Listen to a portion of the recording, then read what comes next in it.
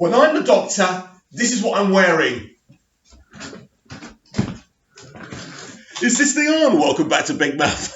Fancy seeing you here. And you are very welcome, my friends, and especially my enemies. Come in, sit down, no touching. I don't do the touching. Hello and welcome back to Big Mouth. And you can keep this or any other conversation I incite going constructively over on my Twitter at Movies TV Mad. That intro went terribly, terribly wrong, didn't it? I literally sat my bum on the arm of the chair, but don't worry about it. I'm all right. So do you like my Doctor Who costume? You don't? Never mind. Anyway, welcome to my review of Doctor Who Episode 9, Season 12, Ascension of the Cybermen. Wow, wow, wow. I told you. And next week, wow, I just can't wait. It was amazing. This film piqued my interest for the whole 51-minute run or whatever it was. I really enjoyed this episode. And you know what I like the most about this episode? Jodie's Doctor is unrecognisable to the Doctor that we met in The Woman Who Fell to Earth. Amazing. So let's just start from the beginning, right? Well, yeah, actually, let's start from the beginning. The cyber drones are just a wonderful concept. Fact. Loved them. And I loved the way the titles came out of the mouth, was it? Oh, how awesome was that? So I really liked them. Right, look. The Lone Cyberman is absolutely fantastic. He's dark. He's frightening. This is just like a Cyberman we've never met before. This guy hasn't got his inhibitor. So basically, he's got all the human attributes, but he hates. He's a hater. He's got no love. He's got no compassion. Not from what we're seeing right now. He is so angry. Now, who is he? Now, I know they gave him a name, and I can't remember the name. That's how bad I am. But is he a human? I know. Did he say he was a human in last week's episode? Right, I can't remember the haunting of Villa Diodati. I can't remember that. I have to go back to that. But I do feel that maybe he may originate, whatever he's told the Doctor, from Gallifrey. And I'm going to come to this because I think he could be the guy who's Brendan's father, you know, the little kid, the Irish couple find. I think that could be a thing as well. He could actually be the dad under there because the actor is an Irish actor. Now, I really want to talk about this situation with this little baby who they name Brendan. They find him in this little kind of quaint Irish little village. He grows up. Now, is he a policeman or part of some, is that kind of an Ulster kind of security? I don't know because I have no knowledge of Ireland anyway. He becomes some kind of law official basically. And because it's a policeman who finds him as a baby. So he grows up. Now, when he's a policeman or whatever unit he works for, right, he gets shot. He falls off kind of this cliff thing and he wakes up very similarly to how Captain Jack wakes up after he dies. So that piqued my interest so much more. I thought, well, is this an ancestor of Captain Jack? Because Russell T Davies did tell us that actually Captain Jack was immortal before Bad Wolf brought him back to life, aka Rose, when she pretty much swallowed up the heart of the TARDIS, if you remember that back in season 1 of the revival. And so Russell T Davies did make it clear. He certainly said it a lot of times that actually Captain Jack was immortal. And I always had this theory about Captain Jack, actually, that he's the last Doctor. So he's the last Doctor. He's immortal. He never regenerates. And then he ends up, you know, living for so long, he becomes the face of Bo. Yes, the Doctor is Captain Jack. Captain Jack is the face of Bo. That was my theory. I know you're going to shoot that theory down. It's easy to shoot it down, but that's always been my theory. And I think if they did ever cancel this show, it'd be great just to have John Barrowman as the Doctor for one final season. Just imagine that. Anyway, so isn't it interesting that this Brendan character, this weird kind of story going on with this baby being found, it's very Superman-ish, isn't it? Kind of babies found, in weird circumstances in this kind of quaint little place. He grows up, and then in the end we see him as an older man, where everyone else still looks the same. So I'm going to try and give you my theory before we move on to the rest of the episode, right? Gallifrey sounds very Irish, doesn't it? Gallifrey probably is, if you look in the dictionary, an Irish word. What if the truth of Gallifrey is that it's Earth? It's Earth in the future. And what happens is they find this baby and they extract the shit out of this baby. They use this kid. You know, we're seeing all this backstory where they're kind and they bring him up. But literally, they find out what he can do and they use him. This is the theory I had about the Doctor and the Master, that the Time Lords found them and used them because of their ability to regenerate.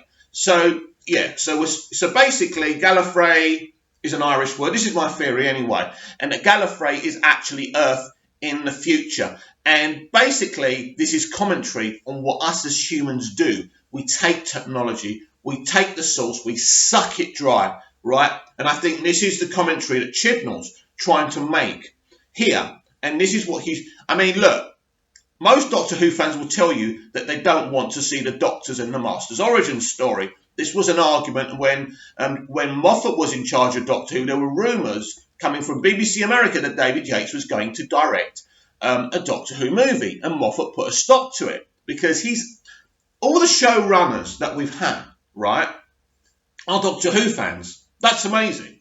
In fact, this arc you're seeing is in the making since 2005. Russell T Davies, Stephen Moffat and Chris Chibnall sat here. This is the origin. They came up for the Doctor from the very beginning. These guys have worked together for years. These guys are friends. They know each other. Make no mistake about that. So, yes, my theory about the Brendan story arc thing is that it actually is in Ireland. Gallifrey is an Irish word, and Gallifrey is actually humanity, Earth, in the future. But Brendan isn't the Doctor. No, Brendan, that is the Master's origin story. That's what I think about that. But I love the way they kept on flicking back to it. And it didn't take me out of the episode. Some people will say, oh, it took me out. No, I liked it. I liked what we were getting. And at first I thought maybe it could be the lone Cyberman. But it could still be, by the way, right? But it does look like, and the last bit we saw with the Brendan character when he's aged and they're wiping his mind, that was very, very interesting. They're wiping his mind because they're sucking him dry. They're clearly sucking him dry. They're clearly using him because of his ability to regenerate or stay young. They're staying young because they're sucking him dry, right? So no, they haven't got the ability to regenerate yet. This is just the beginning. And I think this is why the Master destroyed Gallifrey, because he found out this very truth. So, look, this Doctor is an interesting Doctor, isn't she? And as I say, when you look at her in the first episode we saw her in, The Woman Who Fell to Earth, she's gone on a journey. Now, we didn't really notice this. It's crept up on us, and it is really clever by Chibnall. But she has become a different Doctor. But this Doctor is strange. And as I say, when Ravi's trying to talk to her, and she's kind of going, I don't want your life story. And it's like, whoa, Doctor, calm down, man. I know it's kind of an end-of-the-world story. The Cybermen are approaching, and their forces could rebuild again and all of that. But come on. What happened to your manners, man? What happened to your 1960s and your 70s? And, oh, my God. She's just not a gent anymore, is she? Well, literally, she's not a gent anymore. But that was just so, interesting. And something else I noticed after the episode, if you go to the official YouTube channel, you know the one when they say, don't forget to subscribe to the official Doctor Who YouTube channel. Jodie wasn't doing it. Guess he was doing it. The Master. Yes. What's his name? I bloody forgot his name, and I love the guy. The new Master, right? Which we see at the end of the episode, which was amazing. And he pretty much, now that force field thing, and I'm jumping around here because obviously I want to start on the juiciest things. So we've covered Brendan, we've covered the cyber drones, and Sasha. His first name's Sasha the Master. I can't remember. Sasha Dewan. I love Sasha Dewan. And he's now doing that whole, don't forget to subscribe to the official Doctor Who YouTube channel. That's interesting. And normally it's only the guy or the woman who plays the Doctor who does that. Looks like my theory could be coming true. Maybe the Master is the Doctor and the Doctor is the Master. Something interesting is happening here. People love Sasha Dewan as well, don't they? They love him. The reaction to him on Twitter. He's doing a Q&A today, and they were asking everyone on the official kind of Twitter to post questions. Basically, it's hashtag Ask Sasha. Do that if you feel like it.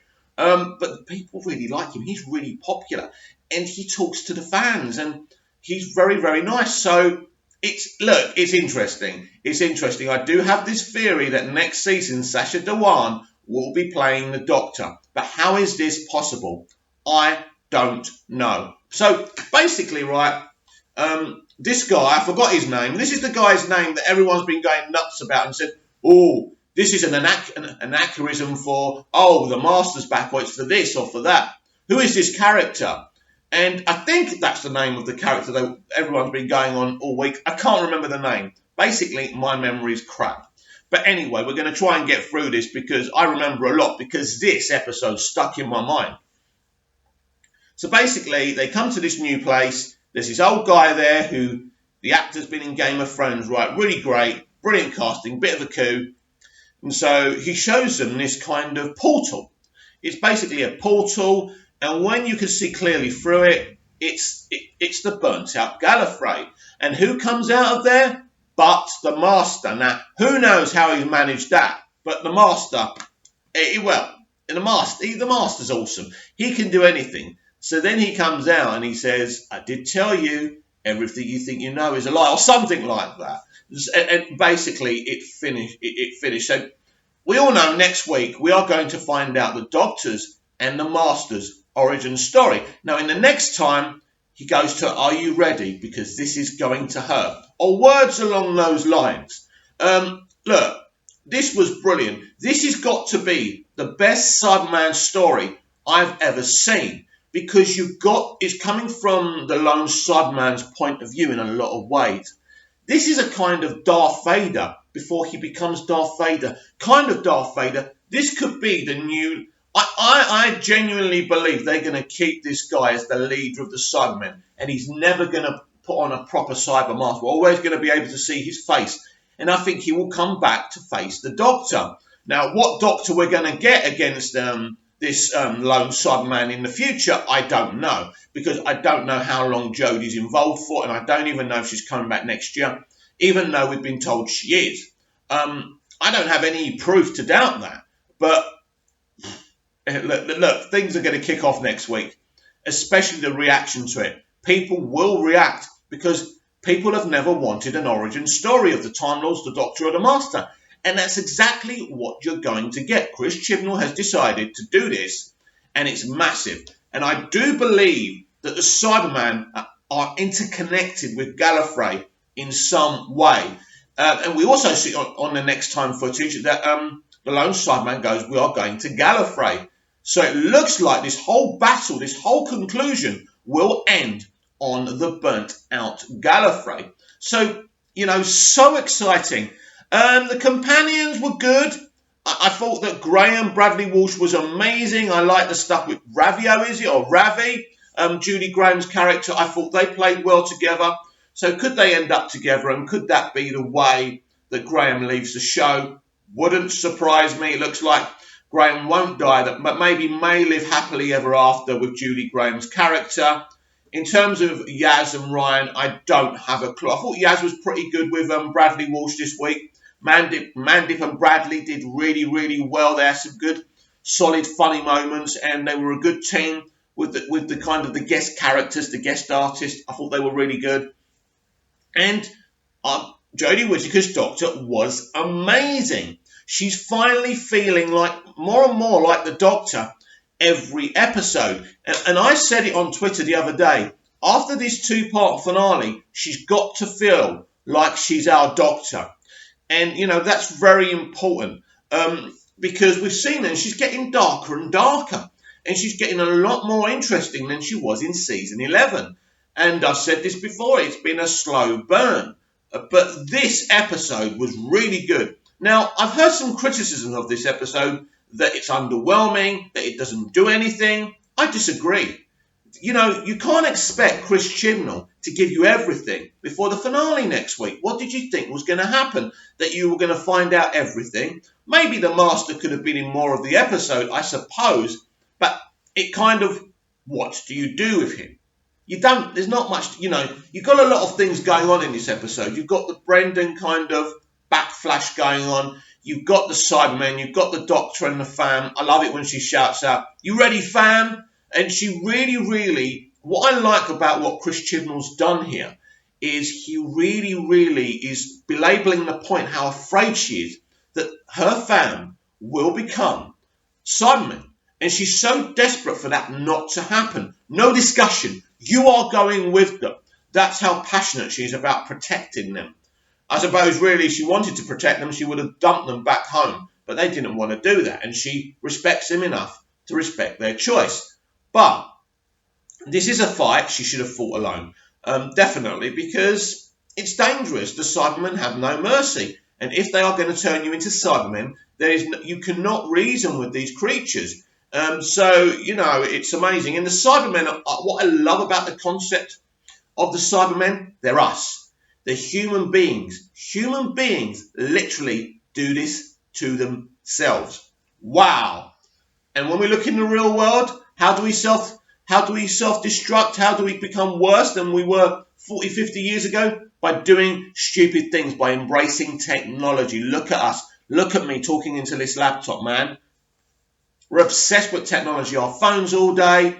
We are the Cybermen, and this is exactly what we're becoming. So from the very inception, all those years ago, the Cybermen were absolute genius, and they continue to be, and it's very clear that Chris Chibnall loves the Cybermen. But yeah, I really, and it's very interesting, the young kid who's got, I think that's the dad who dies, right?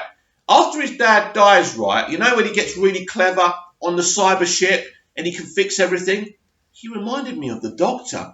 Is he a younger version of the Doctor?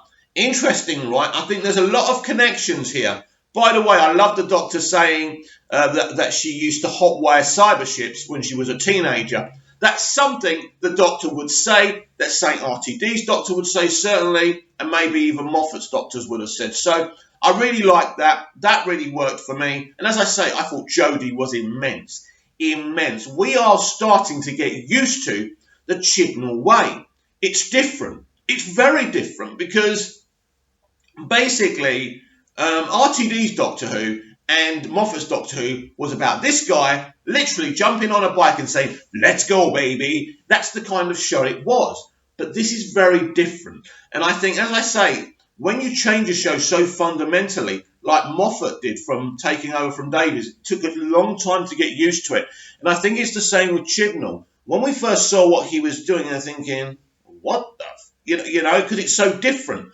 But I think now slowly, and this is what Doctor Who is, when it changes, it takes getting used to. And we're always going to get these big changes because people are going to come and go, whether it's the Doctor, the people playing the Doctor, or the companions, or the showrunners. This show actually regenerates, and when something regenerates, it takes getting used to, especially Doctor Who.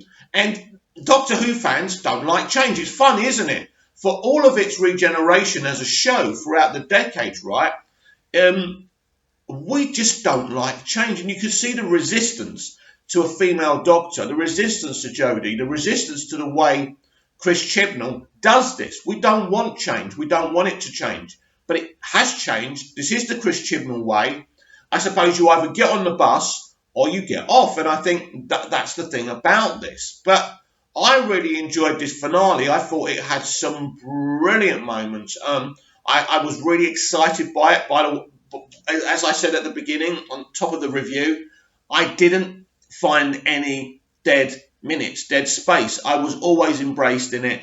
I thought it was brilliant. I thought the Cybermen were dark, were scary, but it was always leading to this truth that the Doctor must face. What is that truth? It's that origin story we've been waiting for. It's obvious. And I do think the Brendan character is the Master, probably the first Master, obviously, because they found him as a baby, right? And I think that Gallifrey is an Irish word, and I think Gallifrey is actually Earth, right?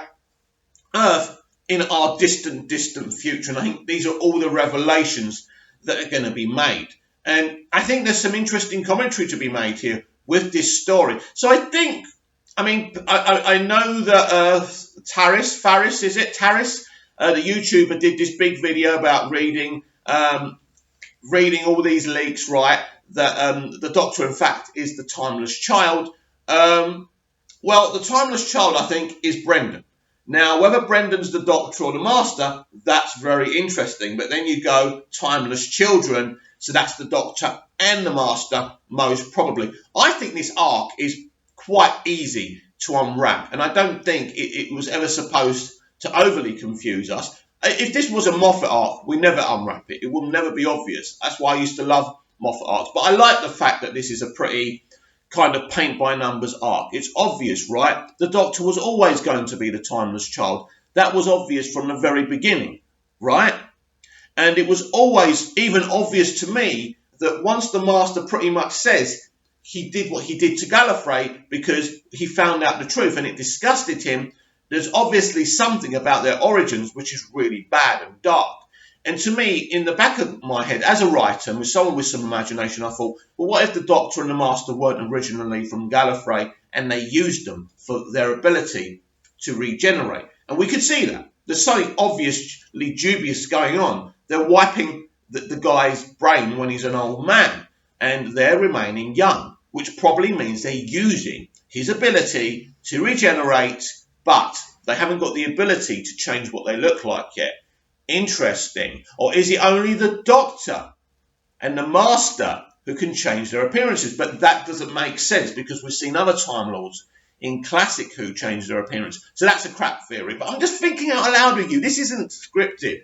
I would definitely give this episode, well, there's no question. It's a 10 out of 10 episode. It's an A+.